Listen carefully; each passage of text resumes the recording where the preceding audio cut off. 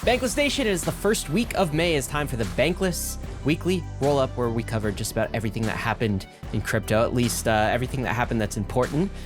David, man, we got to talk about tariffs, all right? I want to bring some macro into today's episode. People have been looking for your macro takes. Oh, yeah? Well, they're hot takes, all right? And GDP numbers just came in, and they're not looking great. So I've got 3 macro catalysts I think that Bankless listeners, crypto investors should be looking out for. Catalysts, not saying they're good catalysts. They could go either way, but we'll get into that. It goes somewhere. We're also going to talk about the Ethereum pivot, or just a strategic reprioritization. It really depends on who you ask, and we're also going to talk about that as well. Worldcoin also, they're rolling out the orb in the US. We'll talk about what that means. And I guess this is like for people worried about dystopia and AI bot propaganda. I don't know which world is better, that world or like we're going to all get orbed, our eyeballs orbed. So like I may be up for this. I think as AI has gotten more real, people are slowly coming around to the idea of Worldcoin more and more. We'll talk about that. And then also Bitcoin is just embedding itself deeper into American politics. A massive hack sends Monero up 50%. Sui is up 60% on a bunch of speculation that they're going to win Pokémon. Okay. And then Ripple tries to buy Circle but gets denied. All of this and more. But first, before we get into all of that, a message from our friends and sponsors, BUILDBEAR. This one is for the Web3 devs. We know testing smart contracts, it shouldn't be a pain. It is a pain. There's a lot that devs need to go through to make testing smart contracts work. BuildBear lets you spin up your own EVM sandbox so you can test, debug, deploy all in one place. It's like GitHub for Web3, trusted by teams like Consensus and Gelato. So if you want to, which you should, you can streamline your workflow and launch faster. Check it out at bankless.cc/BuildBear. All right, Ryan, you ready to get into the markets? Yeah, let's do it, man. It's been a while since I looked at these charts. So tell me what's going on Bitcoin. Bitcoin up 4% this week. Really strong showing this morning. $97,000. So slowly grinding up, trying to hit that $100,000 mark. Ether up 5% this week. 5% up to $1,850. We'll Those take are it. very different numbers. ETH Bitcoin ratio 0.019 and a total crypto market cap. No, ignore the ratio. Total crypto market cap of 3.14 trillion. As a reminder, Ryan, the all-time high for the total crypto market cap, I believe, is just short of 4. Yeah, it's like 3.9 trillion, and we are coming in at 3.13 trillion today. I mean, this is not looking so bad, right? It's not looking so bad. Where's the blood bad here? I mean, Bitcoin is down. What's I know Bitcoin where the blood all-time high? Oh, don't ask where the blood is. Are you going to find some blood? We know where the blood is.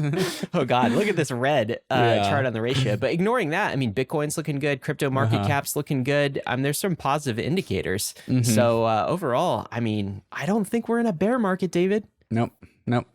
First, before we get to your macro takes, we got to talk about the movers of the week. And this section is brought to you by our friends and sponsors over at Uniswap. Sui is the mover of the week. A bunch of things going on in Sui land. The price rebounded about 40% in April to $3.6 after falling from its January all-time high of $5.3. The market cap remains in the top 15. So Sui has cracked the top 20, top 15, peaking above 15 billion.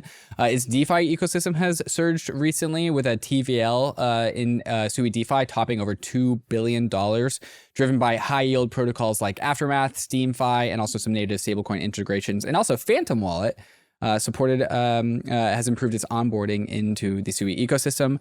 Sui itself pivoting hard into BTCFi, positioning itself as a Bitcoin DeFi hub with integrations like Babylon to enable Bitcoin staking. And then even beyond Sui, Sui is launching its own gaming console. Interesting strategy called the Sui Play 0x1. And then there was this massively speculative rumor, like found out by internet sleuths, connecting like terms of service between like a Sui webpage and Pokemon somehow. It's all rumor, we should say. All rumor. So that there's a rumor out there that they're maybe partnering with Pokemon on digital collectibles, and that has contributed to the Sui price action.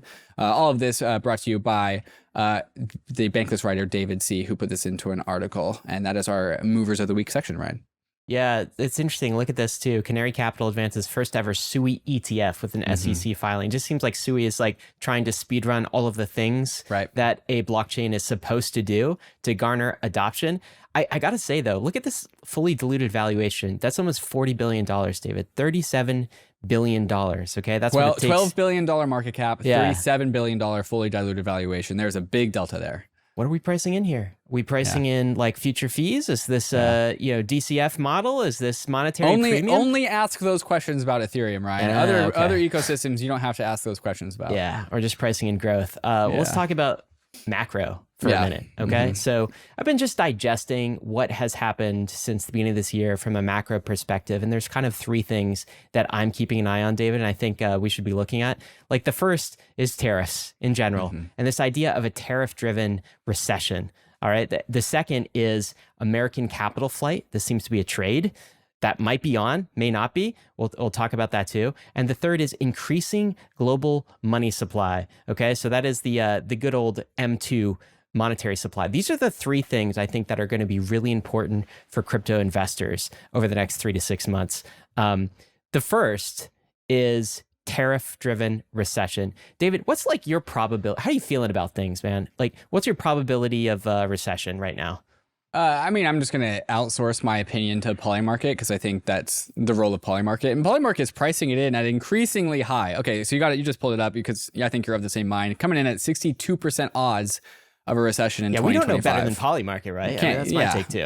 I'm not smarter than Polymarket. No way. Okay, so then you would basically defer to this and be like, hey, probably over 50% odds, 62% odds that we're going to have a recession sometime in 2025. You pretty much agree with that, okay? Yep. So GDP numbers came in just this week, and it wasn't great. So the consensus was we're hoping for growth this quarter. This is Q1 GDP of 0.3%. What we got was negative 0.3%. And keep in mind, January was actually a positive number. So we had kind of a shitty February, kind of a bad March to contribute to that negative rather than positive on GDP numbers. So missed expectations by 0.6% feels large. Yeah, it is large, right? And so this is clearly the result of tariffs. It's very difficult to I think spin this and say it's something else. This is because tariffs. Q1, like we started Q1 being very bullish, and we in the middle of Q1 tariffs unexpectedly happened, and so that's why we missed. Yeah, they did. And keep in mind that now there's a baseline 10% tariffs that America has just on basically everybody. Right. And the Secretary of the Treasury, Scott Bessent, says that this is the new normal. So that's what's just generally in place. There is a next decision point on July 9th where, ideally the U.S. is negotiating with all of its partners. So EU, South Korea, Switzerland. It's said that these deals might take like weeks, not days. So maybe those deals could come in before the 9th. If not, then that's another decision point, and the tariffs could increase for those partners there. And the China tariffs, that's true tariff war between the U.S. and China. It's all part of this geopolitical struggle. So there's a report I read from a fund, Apollo report. They're predicting a summertime recession, David. And here's kind of how this works. So we got our April 2nd Liberation Day tariffs, right? And then we start to get container ships to U.S. ports coming to a stop as these tariffs kick in. And then they kind of time box this out. Trucking demand comes to a halt. That happens in May or late May. And then in early June, we start to see layoffs in trucking and retail industry. And we get a summertime 2025 recession, right? That's how it is May 1st. It is May 1st right now. That is not far away. That is almost here. Okay, so is this going to happen? I think that's what Polymarket is saying is definitely a possibility at this point. And short term, that's got to be not great for crypto. Okay, like in the short term expectations on that catalyst, recession is probably not good. Crypto is generally a risk on asset. That's the perception so far. That's how it trades. So that's probably not going in our favor. The second thing, though, David, is American capital flight, okay? And this kind of trade seems like it's on. You can sort of see it when U.S. stocks go down, bonds go down, bond yield prices, dollar goes down, and then you have gold skyrocketing up. People are leaving. Capital is just saying goodbye.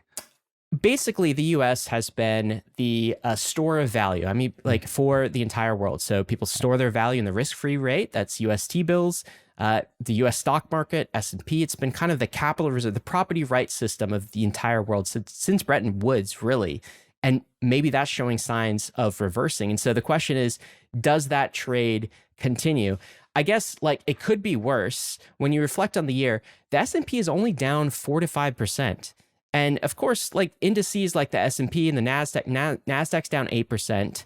These are future predictions, right? So it doesn't seem to be pricing in that much capital flight, at least at this point in time.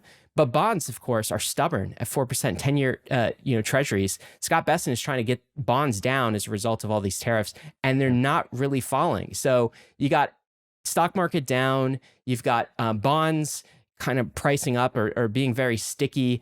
And then you got, of course, we talked about total crypto, but then you have gold, which is trading at 33% up on the year. This looks like capital flight. Right. Trump, of course, says, this ain't my stock market. This is Biden's stock market. Do you see this tweet here? Dude, that was so funny. Everyone thought that was so clowning. You should just read it out. What did he say here? So Donald Trump tweeted this out on Truth Social, his platform, his Twitter platform. This is a tweet from January 29th, 2024. So a little, like almost a year and a half ago is when he tweeted this. He tweeted out, "This is the Trump stock market because my polls against Biden are so good that investors are projecting that I will win and I will drive the market up. Everything else is terrible and record-setting inflation has already taken its toll. Make America great again." Okay, so that was his position, that this is the Trump stock market a year and a half ago. He truths out just yesterday, "This is the Biden stock market, not Trump's. I didn't take over until January 20th, which was 9 days before that he tweeted out the last tweet that I just read. "Tariffs will soon be kicking in and companies are starting to move into the United States." 9 days in a year before. 9 days in a year, yes. Excuse me. So, I think it's pretty classic. If it's going up, it's Trump. But if it's going down, it's Biden. Yeah, he continued, "This has nothing to do with tariffs." I'm not sure that the market is believing all of that. But so let's say the American capital flight trade continues, right? So it's tough to know what magnitude this is. It's clear that there's something kicking in here. What do you think? Is that good or bad for crypto? People have noticed that Bitcoin has started to trade more like gold since the tariff announcements. And I consider Bitcoin as being in this like third body superposition between tracking the NASDAQ and tracking gold. And sometimes it tracks gold more, sometimes it tracks NASDAQ more. And in this moment, it has shifted to tracking gold more, but it still is exposure to NASDAQ. So I'm bearish on crypto if the stock market goes down. But if the gold is going up in response to that, Bitcoin does get that benefit. It does get to be positioned as a sovereign, non-sovereign store of value, which is what this current market is looking for as an asset. I totally agree. I think the tariffs are negative in the short run, but this is basically the trend that everyone in crypto has predicted. Right. This is the entire thesis. It's the decades-long thesis that a credibly neutral alternative to the U.S. monetary system, to all the fiat monetary systems around the world, an alternative property rights system would kind of kick in. That's what we're seeing with Bitcoin. And I don't think it's just going to be gold and Bitcoin. I think it's going to be the rest of crypto too. But that might not play out over the short run. We have no idea. And so can that counteract the tariff recession? Like, we don't know. So you got to take that in mind. And the last thing is, David, increasing global money supply. And look at this chart Raoul Pal puts out. This is global M2. It's a projection on global liquidity, basically all of the money in the system, the fiat system across all countries. And it charts this with Bitcoin here. And we're at the point, we're at a bottoming zone of global M2. So the last few years, we've had a cycle of actually decreasing global monetary liquidity in all of the fiat systems. And now we've sort of bottomed out. And we're starting a new cycle. We're starting another, Raoul Pal thinks of these in 4-year cycles, a liquidity cycle, and M2 is going up. And if you get recession, okay, you get American capital flight, what's going to happen? The money printers are going to turn on. So what's that, my friend? Is that bullish or bearish crypto? Ray Dalio put out a really good tweet that we don't have time to cover, but he titled it, "It's Too Late.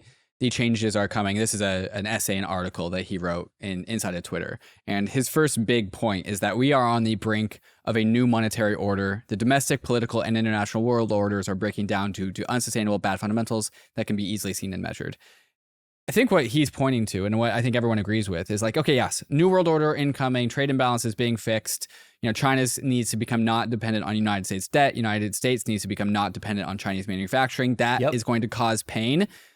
And in no way is there at all any sort of need to not print a bunch of money in order to ease that pain. Like, yes. Why would we not do that? Yes. And so if anything, if pain is going to happen, that is going to come out of the value of fiat currencies globally, because we just are going to print ourselves into less suffering, which has been the Bitcoiner thesis about monetary policy since as early as I can remember. Look, and all the governments are going to do this because the more they print and the more closed they become, the more isolated they become, the more attractive a credible, neutral monetary system that is permissionless and completely open becomes. That is bullish crypto. All right, maybe not in the short run. Maybe we got through a summertime recession. I don't know what it's going to do. But like long-term time horizons, 12 months and further, we got to be going up. Yeah. All right, coming up next, things are changing in the Ethereum Foundation. They put out a blog post, a handful of blog posts talking about the new leadership structure. This isn't new news, but it's really codifying into an actual reality and putting that into a blog post. So we're going to talk about that. We're also going to talk about, did Ethereum pivot?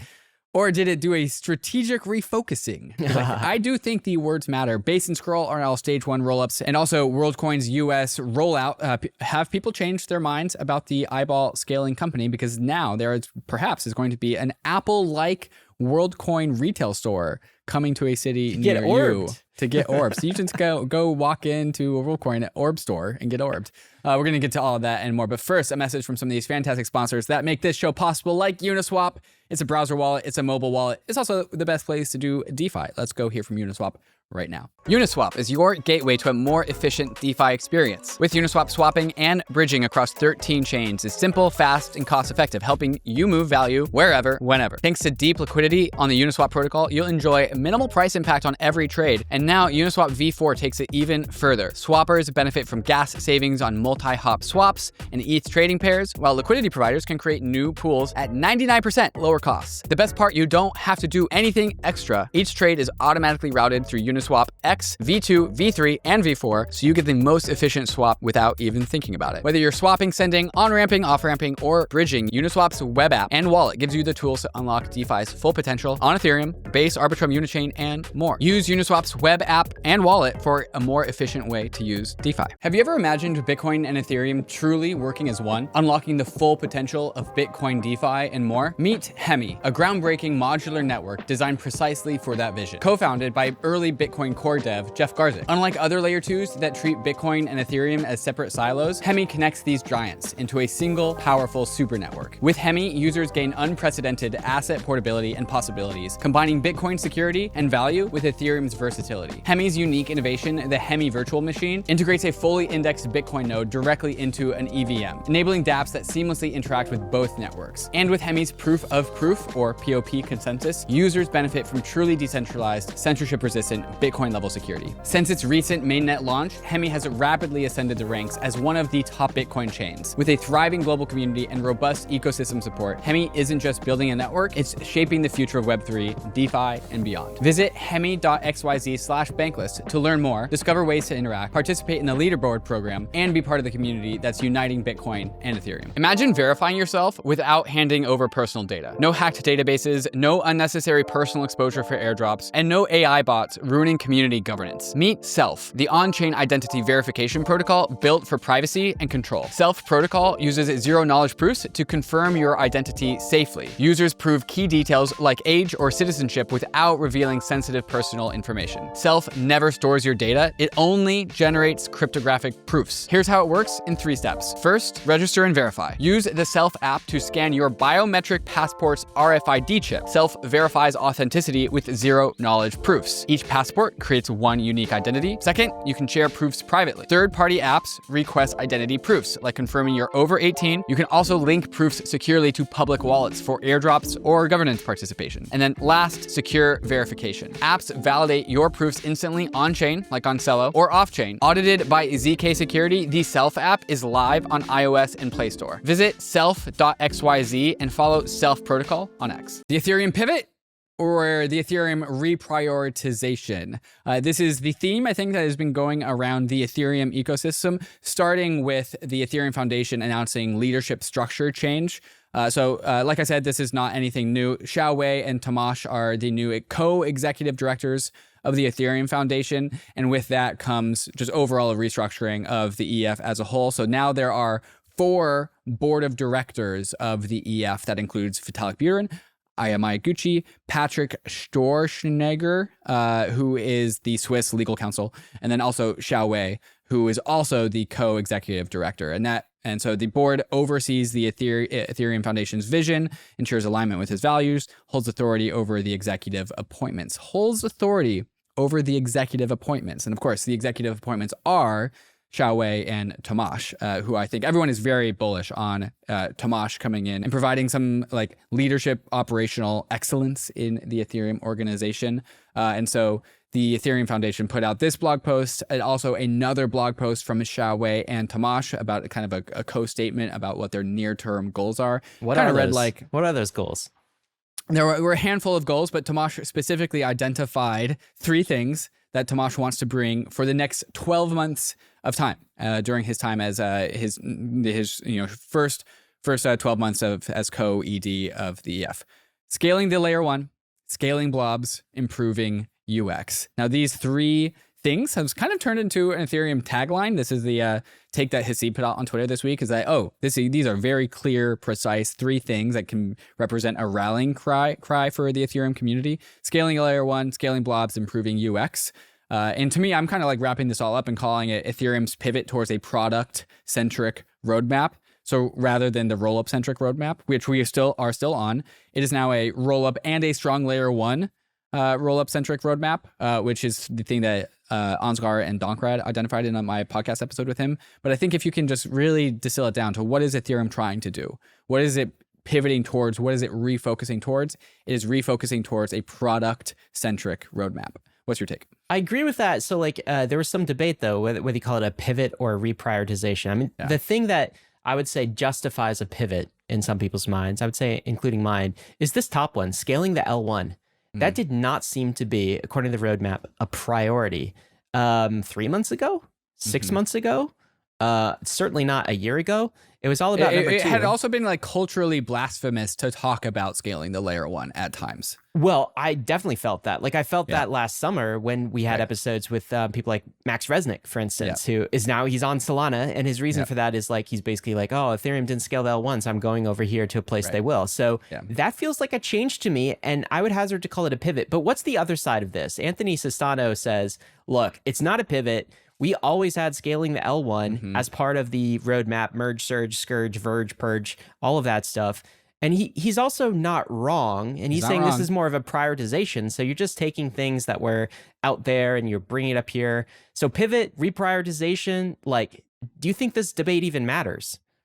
I think it does matter. The messaging does matter. And I agree with Hazu's commentary on this, where he says, yes, you can point to Ethereum's 100 item roadmap and say, look, we have been working on all of these things, which is true. Scaling the layer 1 was always on the long-term roadmap for Ethereum. The pivot is that long-term part of Ethereum's roadmap has been brought to the forefront. And there are people like Dankrad and Ansgar and Tomasz who are like, okay, we are going to emphasize layer 1 scaling now, this month. And really like zooming out, again, I will also talk about, cite Hazu's take here, where this is just like an ego thing. It's an ego thing where like we don't want to admit that we were wrong. We don't want to admit fault. And we actually get to save face by saying it was always on the roadmap. And I think that is damaging because it's good to admit that we got things wrong. Like it's okay to change your mind. It's okay to change our minds. We don't have to like always say that we are infallible and we always got everything right. And so I think the market and the broader crypto industry, they want to hear, which is becoming larger and larger, where like, you know, there used to be a large amount of Ethereum dominance. There's now less Ethereum dominance. Most people do not align themselves with Ethereum messaging. It's good and okay for us to say it is a pivot because we got things wrong and we're going to make things right. And that is what the market wants to hear. That's my take. I hear that take too. And I think Tomasz at the EF is clearly a pivot as well, because this is somebody from the outside coming in and changing things. By the way, Bankless listeners, we have an episode that drops with the 2 new EF co-leads. That's coming out on Monday, I believe. Already out for premium subscribers. Okay, so you can hear from the horse's mouth what they're planning to do there. So that to me was like kind of a pivot in leadership. There's actually been some sort of cultural pivot. at the EF. And like things like this. So did you see this proposal from Dankrad? Dankrad, yeah. He put out. So this is EIP to scale Ethereum L1 100x over the next 4 years. All right. And EIP, let's go. I don't think this could have happened 6 months ago in Culturally kind of the cultural state that Ethereum was in. And I don't know, did you read his details? Like the details as to why. He said, like, this was a very... My take was it looked like Ethereum is waking up, particularly the EF researchers. I mean, you and I, we're investors, we're podcasters. What can we do? Oh, we're just talking heads, right? But the EF researchers kind of moving towards, well, let me just read what Dankrad said. He said, key considerations why I think we should commit to the gas limit change. Oh, first he says this: the current way of doing things is likely to make Ethereum irrelevant over the next 5 to 10 years. And so instead, he said, we shouldn't just do the current thing we're doing. We should aim to 3x the scaling on Ethereum, transaction throughput on Ethereum every year for the next 4 years, and basically guarantee that to the market. Like, that's the roadmap, and then back our way into like making that possible. And he lays out how he plans to do that. And he gives the reason. He said, Ethereum layer 1 will always be the fee revenue driver. It's the moat for DA. If you have an unimportant layer 1, then you lose the alliance of all of your layer 2s. Layer 2s want to join a layer 1 that is like actually winning, actually has liquidity, actually has DeFi. And fragmenting the layer 1 liquidity across a number of layer 2s is a good way to lose the battle. I mean, it's pretty stark and also pretty like objectively, like we can action this. We can turn this into an EIP and ship it.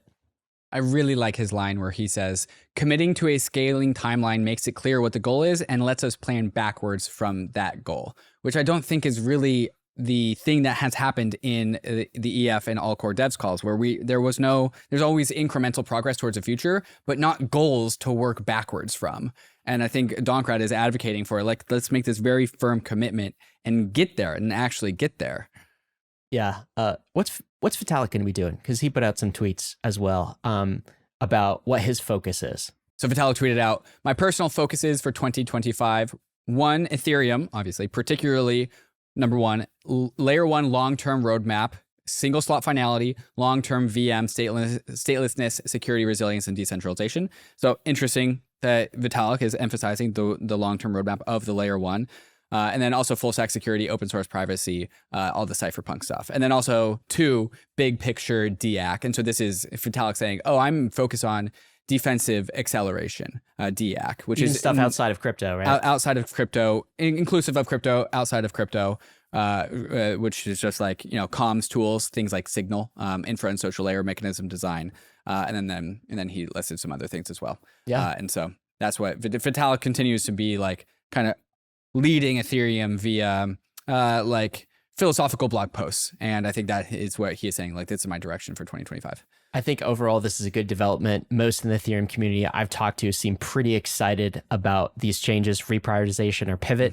And I think it's going to be bullish. Something else that's bullish for Ethereum, David, is 2 big layer 2s actually got to stage 1 on L2 beat with respect to their level of decentralization, a key milestone, something a lot of people said would never happen. They said these chains were not incented to ever become, stage 1. Base got there this week. That was a big move. And also Scroll got there. So now we have like the top 4 chains by total value secured, and they are all stage 1 level of decentralization, which is like fantastic. Can you remind, like, what is stage 1? Can you remind people of the difference between stage 1 and stage 0?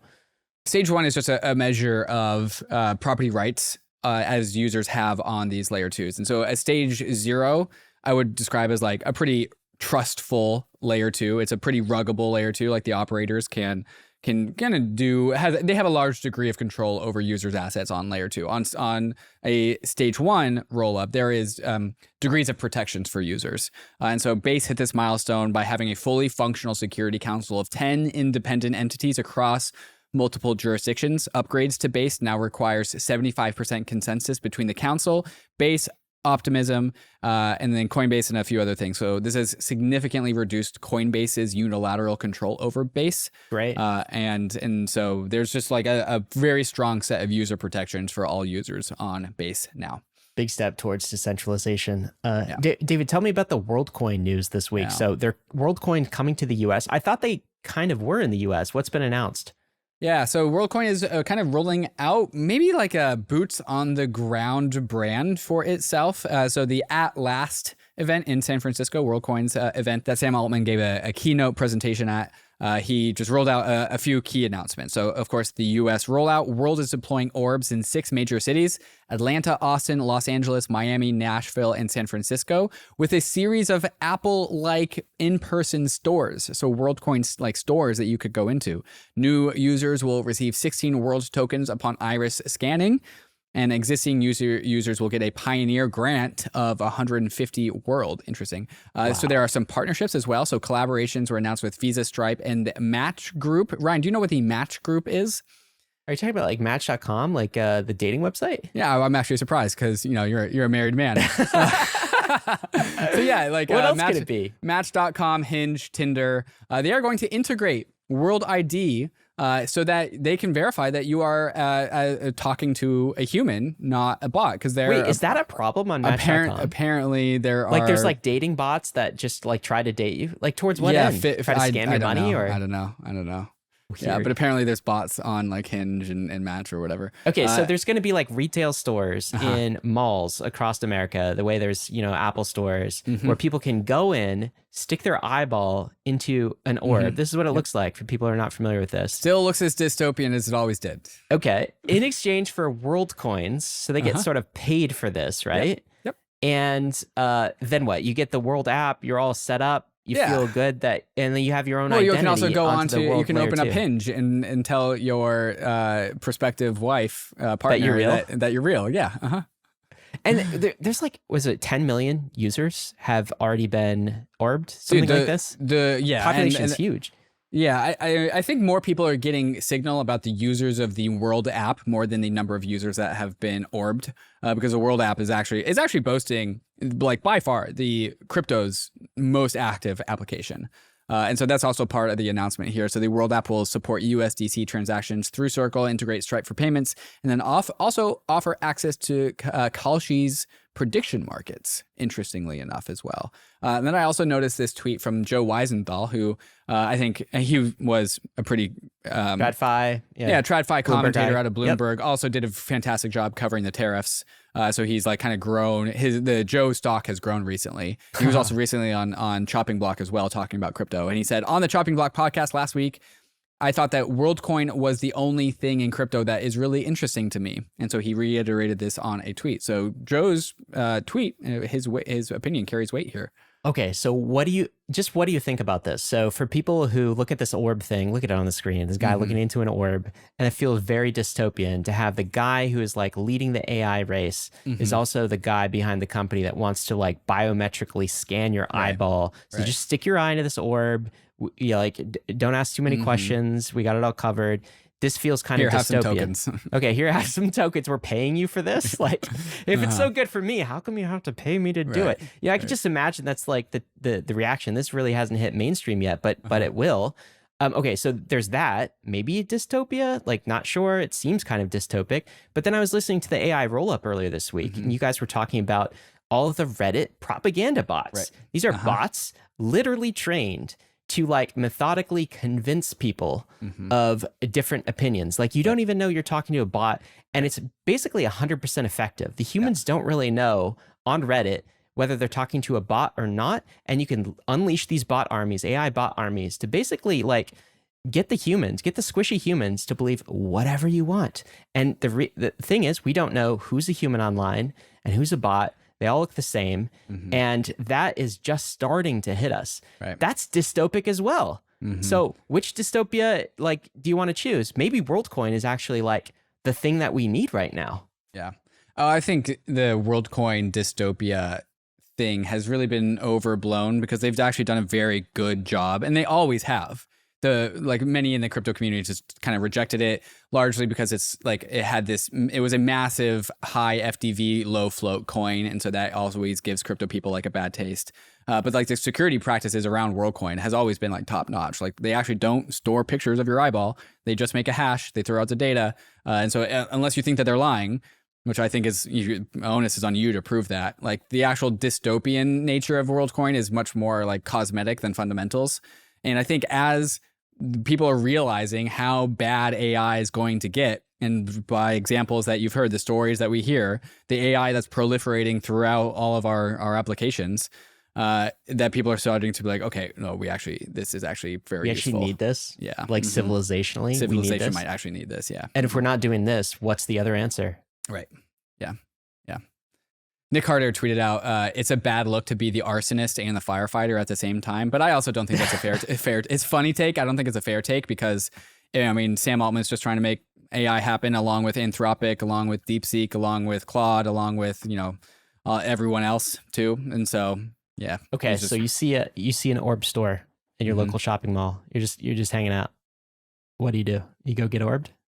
I don't, I've said this take before that I will get orbed when it becomes practically useful for me to get orbed. I'm open to being orbed, but I do not need to get orbed. And so I will get orbed at a future. I'm bummed I didn't get 150 Worldcoin tokens though.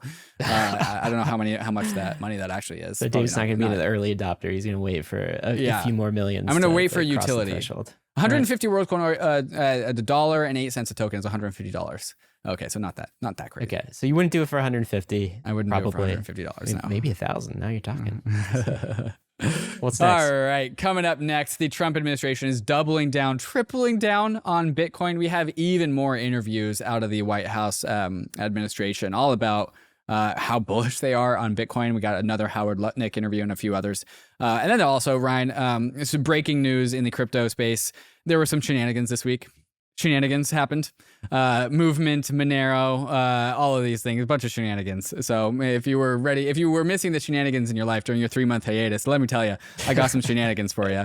But first, before we get to all of those shenanigans, we're got to talk to some of these fantastic sponsors that make this show possible, like Frax, the decentralized central bank of crypto, and the Frax stablecoins got some of the best yields in DeFi. It's like if Circle, Athena, MakerDAO all had a baby, and it's got a layer 2, the Fraxel layer 2. Let's go hear from Frax right now. In the wild west of DeFi, stability and innovation are everything, which is why you should check out Frax Finance, the protocol revolutionizing stablecoins, DeFi, and rollups. The core of Frax Finance is Frax USD, which is backed by BlackRock's institutional BUILD fund. Frax designed Frax USD for best-in-class yields across DeFi, T-bills, and carry trade returns all in one. Just head to Frax.com, then stake it to earn some of the best yields in DeFi. Want even more? Bridge your Frax USD over to the Fraxtal Layer 2 for the same yield plus Fraxtal points, and explore Fractal's diverse Layer 2 ecosystem with protocols like Curve, Convex, and more, all rewarding early adopters. Frax isn't just a protocol, it's a digital nation, powered by the FXS token and governed by its global community. Acquire FXS through Frax.com or your go-to DEX, stake it, and help shape Frax Nation's future. Ready to join the forefront of DeFi? Visit Frax.com now to start earning with Frax USD and staked Frax USD. And for Bankless listeners, you can use Frax.com/r/Bankless when bridging to Fraxtal for exclusive Fraxtal perks and boosted rewards. Imagine a world where your day-to-day banking runs on a blockchain. That's exactly what Mantle is building, powered by a $4 billion treasury and poised to become the largest sustainable on-chain financial hub. As part of their 2025 expansion, Mantle is introducing 3 new core innovation pillars that bridge traditional finance with decentralized technology. First is their enhanced indexed fund, aiming for $1 billion in AUM by Q1. It provides optimized exposure to Bitcoin, ETH, Solana, and USD, complete with built-in yield opportunities. Next, Mantle Banking promises to revolutionize global value transfer through seamless blockchain-powered banking services, bridging crypto into your daily life. Finally, Mantle X blends AI with DeFi to deliver an intelligent, user-friendly experience for everyone. And the best part is that this is all in addition to their already launched products like Mantle Network, METH, and FBTC. Ready to step into the future of finance? Follow Mantle on X at Mantle_official and join the on-chain revolution today. And we're back. President Trump's executive director says on camera, on an interview, that there is a space race amongst countries to accumulate Bitcoin. Wow, what a statement. Let's go hear it straight from the horse's mouth. Structured the executive order that we recognize Bitcoin as being unique. And we've said repeatedly that we view Bitcoin as digital gold.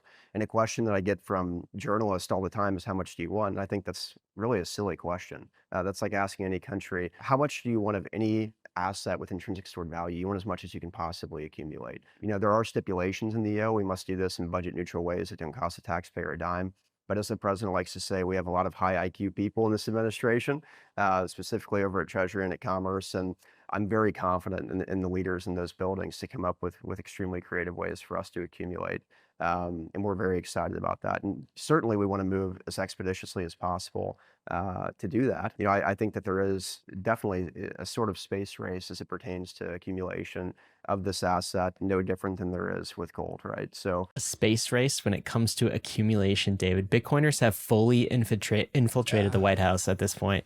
Yeah, no different than with gold. So there's a little bit of a hedge there. It's like, yeah, it's Bitcoin and gold. Bitcoin's not alone, but it's also positioning gold as this extremely legitimate asset.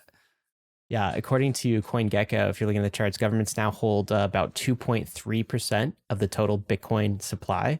So 2.3% is not nothing. It's still just like not a lot, which if you're bullish on this, that means there's a lot of room to potentially grow. Of course, the US has it. And it's mainly these countries own it. The US and China, they own it because they've acquired it from nefarious actors in the past year. Mm-hmm. But are you surprised at how far Bitcoin has gone? I mean, this is the White House now talking about, yeah, we view this as digital gold. This is a space race. We're gonna get as much as we can without quote unquote costing the taxpayers anything. It's incredible how much progress the Bitcoin story has made. Yeah, this has always been the Bitcoiner thesis that I remember being given to me in 2018, 2019. It seemed incredibly far-fetched then. I think the thing that I did not account for was that Bitcoiners could ride the pendulum swinging from the Biden administration to the Trump administration, which was all about the oppression of crypto, but more so about the market beyond Bitcoin. It wasn't really about Bitcoin. It was more about Ethereum and everything else. You saw that clip maybe going around about how Gary Gensler talked about how Bitcoin was a special snowflake, and all the Bitcoiners were like, Gary Gensler is a Bitcoin maximalist. And so the thing that I did not account for was that the United States government was going to come with the absolute ban hammer during the Biden administration on crypto. And then Bitcoiners would leverage the swinging of the pendulum to their gain to win the Donald Trump administration, to totally capture the Donald Trump administration. It was masterful. Incredibly well played. It was well done. Yeah. Yeah. Very impressive. I mean, it's not just that official I was saying, it's Howard Lutnick, who's the commerce secretary. So he sat down with Bitcoin magazine and emphasized the same thing. Bitcoin by this administration is going to be treated like oil or gold, not as a currency. So major support for Bitcoin, acquiring Bitcoin as a reserve asset coming out of this administration. I think that's a big +1 to your blue money thesis for Ether as well. It's coming from behind though, isn't it? Yeah, we are a little bit behind on that one. Yeah. All right, tell me some shenanigans, David. Shenanigans. I was missing all this when I was off. All right. What is going on with Movement Labs? Movement Labs, which is the company, the organization, the development team behind the Move Layer 2, is under investigation after 66 million Move tokens were dumped the day after launch, causing a $38 million sell-off. Tokens were loaned to Rentech, a shadowy entity tied to both Web3 Port and the Movement Foundation. Web3 Port is a market maker in crypto. Under a deal initially flagged as predatory, but later signed anyways. Co-founder Rushi Manch, who pushed the agreement, is now on leave, and both Movement Labs and the foundation are implicated in using the same market maker to offload tokens, raising serious questions of insider self-dealing. So that is the accusation going towards Movement Labs. I think everyone at Movement is saying there's just a bunch of lying. Movement is actually the victim in this scenario. They got taken advantage of by this market maker. And so Movement is kind of declining the legitimacy of this story, but they are nonetheless kind of on the defensive as a result of this story that got broken by CoinDesk this week. Yeah, it's kind of a question is were they actively participating in the scamming, or are they just incompetent and negligent with this market maker, right? And both scenarios aren't great. I mean, it's just a shady market making deal, just designed to dump tokens onto retail, whether it was the market maker or Move or the both of them in cooperation. It's not a great look, David. It's definitely not a great look. Market making and new tokens, especially the high FTV low flow tokens, has left a stain on people's feelings about this industry. All right, you ready for the next shenanigans? Yeah. When's the last time you heard about Monero? It's been a long time, 2017 era, right? It's privacy coins were catching a bit. It was Zcash, it was Monero, and the thing that Bitcoin and Ethereum were missing is privacy at the base layer. And so these chains were sort of the future of that. And that is probably the last time I left Monero. Yeah. Monero always had a pretty hardcore Bitcoiner like ideology around it. It's like Yeah. privacy is actually the number one thing, not the 21 million. Anyways, Monero pumped 50% due to a suspected $33 million Bitcoin theft. This was ousted by Zach XBT, who identified a $33 million Bitcoin theft. And then identified that the transfer of 3,520 Bitcoins was going to be going through Monero, the privacy-focused cryptocurrency. By the stolen funds were rapidly funneled through 6 exchanges and then converted to Monero. And that once people identified that this person was selling Bitcoin for Monero, that caused Monero price to surge by 50%, so peaking at $339 before settling around $274. So, I mean, that was always the thesis around Monero, is that like if you need to hide your Bitcoins, you got to buy Monero.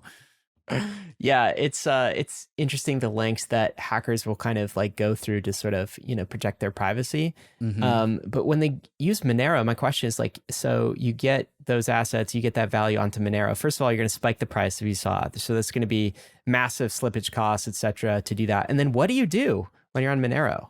Like there's not much of an economy kind of surrounding Monero. But we've seen similar attempts with like Tornado Cash and trying to like launder money through other privacy tools. So yeah, it's interesting that it pumps price though. All right, coming up next, Tether now holds 7.7 tons of gold to back their tokenized gold token.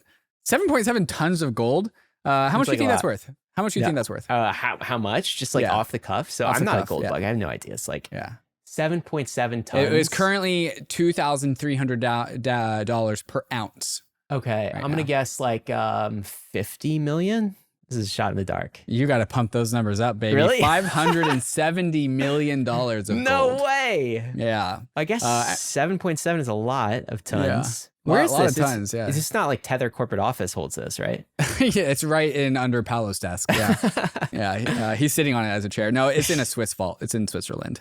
And so 7.7 tons of physical gold to create the XAUT token, which is the gold-backed token issued by Tether. So Tether is in the business of issuing treasuries and now also gold. I wonder how they monetize that one, though, because they can't monetize it with the interest from the yield markets. That's a good question. It's also good to remember this is, of course, an IOU for gold, right? So it's like, we think it's in the Swiss bank. I guess it is. It's not like a on-chain crypto asset.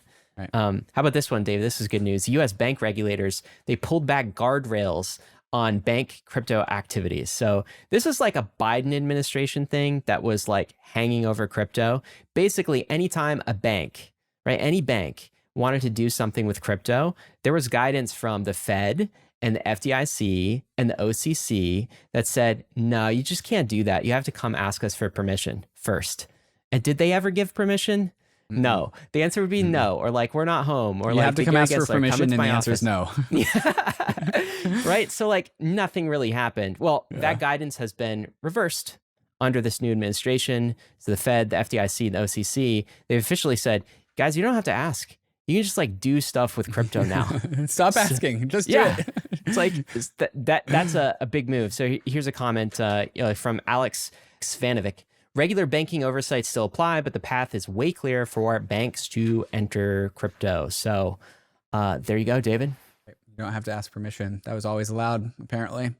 Okay, coming up next, the Senate moves to ban congressional stock trading. Again, this has been attempted before. So Senator Josh Hawley has introduced the Preventing Elected Leaders from Owning Securities and Investments Act. Preventing Elected Leaders, PEL, Owning Securities and Investments Act, OSI, otherwise called the Pelosi Act. Love it. You know, Ryan, okay, so there's 2 stablecoin bills going through Congress. You know what they're called? I should know what they're called. What are they called? The one is the Stable Act, and the other one is the Genius Act. Remember these words? Are they trolling us? Like, no, they're trolling here? Donald Trump. The Stable Genius Act. Remember, like, I'm a very stable genius. I don't know how that's ended up trolling Donald Trump, but it did. I feel like U.S. government needs to be way more serious. You know, now things are done for like. I think they might have always done this. It's always been like this. I wonder. I wonder how many of them are putting this into ChatGPT, and then also like maybe it's like the staffers Like the young, millennial Zoomer staffers who are like, what should I call this bill? Also, make it stand for Pelosi. Okay, so the Pelosi Act prevents Congress from owning securities investments, or at least has some restrictions around that. Of course, like Congress has been running wild, particularly members of Congress have been just like insider trading. That's at least the allegation. So this kind of like puts a stop to that. Now, let me ask you, this is coming from the Republican side, okay?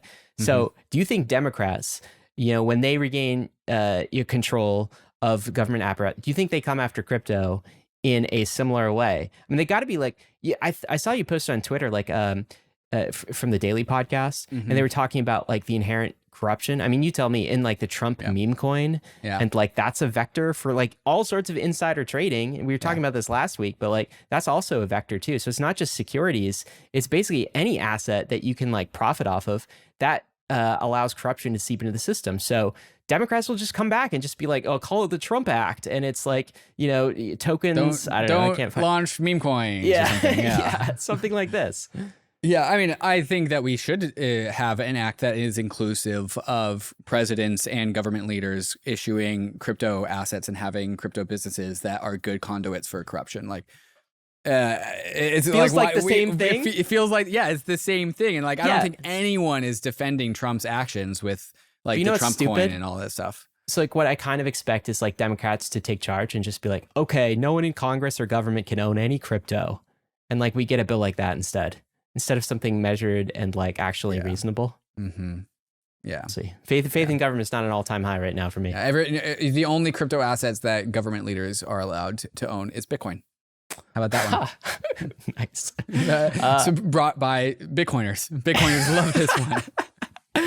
All right, let's go check in on Alex Mashinsky, David. So for people who don't know, for people who were in Celsius, I bet you knew. Oh, Ryan knows who Alex Mashinsky is. He's the guy running a crypto scam company from like circa 2022 that blew up after FTX called Celsius. And he is in front of the DOJ. The DOJ is seeking a 20-year prison sentence for the Celsius founder. I was always like wondering why this case has taken so long. Like Sam Bankman-Fried's been prosecuted. Like many of the other cases have already been prosecuted. I have no idea why it's taken so long for Alex Mashinsky, but it seems like they are unleashing everything they got, asking for a 20-year prison sentence. $4.7 billion in crypto user losses here. Yeah, the DOJ cited his role of a year-long campaign of lies. Mashinsky did admit to leading this fraudulent scheme and personally pocketing over $48 million. I think that means that he has pled guilty in some of these accounts. Sentencing is set for May 8th, which is 7 days from the time of recording. So that's coming up pretty damn soon here. The other conversations going around, Ryan, is that talking about SBF's like 25-year sentence without parole. But then also people are looking at, well, actually, FTX with their like investment in Anthropic and then billions of dollars that were able to be recovered actually is paying back its users. And then also the bankruptcy lawyers are walking away with $1 billion of profit for themselves. So some people, some of the conversations looking back towards Sam Bankman-Fried and being like, I wonder, like, since everyone is getting paid back, do we really need to sentence this guy for 25 years? I don't really have an opinion here, but that is the conversation that's going around. Yeah. Do you think some future president just like pardons him or something like that? That feels like a long shot. Yeah, but who knows? I don't think. No, there's not any. Like, there's not enough global sympathy for Sam Bankman-Fried. Or I like compared to Ross Ulbricht, who had so much sympathy. Like, there's no sympathy for Sam Bankman-Fried. Agreed. All right, what's the last thing we cover? Last news of the week, Circle rejected a Ripple takeover bid of $4 to $5 billion. So this is kind of breaking this news. This bid did not happen this week, but Ripple tried and failed to buy Circle apparently for $4 to $5 billion. And this is Ripple just kind of buying their, like, first they pumped their token, and now they are buying assets that make it a valuable business, which got it is a strategy. That is like the true, like, I think that's the true strategy of fake it till you make it, right? Basically, because like Circle does have massive utility. Circle, of course, issues of USDC, which is like the most used stablecoin, at least in the US. I mean, second to Tether still, but it's absolutely massive. And they did it on the back of the value of XRP, right, in their treasury and the meme that it's created. I mean, it's like not much USDC like does anything on Ripple right now on the XRP chain, right? Right. But you have to imagine if they acquired Circle instead of Circle going public for $4 to $5 billion, it would have all been on XRP. It would have all been on Ripple. I mean, or at least they would have given massive preference toward their own chain, right? Because that's in their interest. So that's the reality we could have actually lived in. Can you imagine if Jeremy Allaire is just like tweets out, announces, I'm so excited, I'm joining the Ripple chain. Like, wow. I know you were out when they released it, but Circle is filing to go public, right? Did you get a chance to poke open their S1? No, I didn't. What's good there? So the thing that people are taking away from the Circle S1 is the gap between Tether and Tether has like maybe 2 to 3x the market size of USDC. So there's like 2 to 3x more USDTs than there are USDCs. Yeah. And then Tether is printing something like $1 billion a day, dude. Like it's like an insane amount of money. And then Circle, because they have an incredibly high operating overhead costs, is making something like $100 to $200 million a year. Jeez. And so even though the gap between Tether and Circle is only 2 to 3x in terms of size of the stablecoin, the revenue, the profit of the respective businesses is hugely different and way more positive to Ripple. Excuse me, not to Ripple. Get Ripple out of my mind, to Tether. And so when you have that level of treasury, it allows you to use that capital to buy political influence. Okay. I'm not making any allegations, but of course, like Howard Lutnick is the Commerce Secretary, and like he is very much into Tether world, right? And there's like lots of financial incentive there, which makes it difficult for Circle to kind of make regulatory inroads and do like in a Machiavellian way what's in their best interest, which is like, all the dollar should only be, and the only regulated coin should be USDC, and we're going to block Tether. And it's very interesting how all of this is working. Crypto is definitely in the geopolitical arena now, like I've never seen it. Yeah. All right, that's all the news for the week, and we are coming up. We thought that this was going to be a hugely long agenda. I thought we were going to go 10 minutes over. We're getting efficient. Welcome back, dude. Okay, so last week you came back for your first episode, but it was still kind of like a meta episode about like Ryan and his break and like what you've been missing. And so now this is actually back into the just like we are trying to cover as much news as possible. How's it feel to be back? 1 week I mean, back? It's good. It's like kind of where things left off, to be honest. Just like some of the things like one thing I've been focused on is getting that fighting spirit back in Ethereum. Ethereum's, like mentioned last week, is still kind of like one of my first loves in crypto. And I feel like it's undervalued. And so I've been spending some time doing that, like writing some articles. Otherwise, I mean, crypto is just kind of like just watching it, further invade the public sphere. But stablecoins and Bitcoin seem to be like the main thing, I guess. Like I'm not really into meme coins, but so not a lot has changed is maybe one answer to this. Yeah, I think that's right. I think you and I have been going back and forth about like, what does Ethereum need to do? And I think we're like slowly coming up to it's interesting that you and I have this grown a divide of focus. We don't have a mutually exclusive opinions, but like I am very interested on establishing and strengthening Ethereum, the product. And you are very interested in establishing Ether as a global reserve asset. And we have different focuses right now. Yeah, and the reason I'm more focused on ETH asset rather than the network and the product is because I actually feel like the product is now post reprioritization / pivot going in like a very positive direction. And also like I can't contribute towards that. Like I'm not a dev. I can't like submit an EIP. And so the thing that I feel like Ethereum is missing is all of the inroads that you can clearly see Bitcoiners have made, which is like meming the asset into something larger, like a global world reserve currency. And they did that through kind of like a small cult that just chanted and believed, and they kind of like worked their way up. And the same surface area exists for Ethereum to do something similar. Like it has the properties to be a global store of value reserve asset, but it just doesn't have the religion. And so incepting a bit more of that, I think, is important. The network's always going to be important, and the network actually is the differentiator versus Bitcoin in the end. So it's not important. It's just like something I'm focusing less on because I have less impact there. I think there's a lot left to do on the whole pivot thing. I think there is a lot of old culture of Ethereum that needs to be overpowered by the product focus side of Ethereum. So like, Bitcoin had their big block, small block wars, right? Yeah. Is Bitcoin a payments currency, or is it a store of value? And the store of value side won. To me, the division that I'm seeing in the Ethereum community right now is that you have the product-centric roadmap people, and then you kind of have this older ideological holier than thou side of Ethereum, which I'm trying to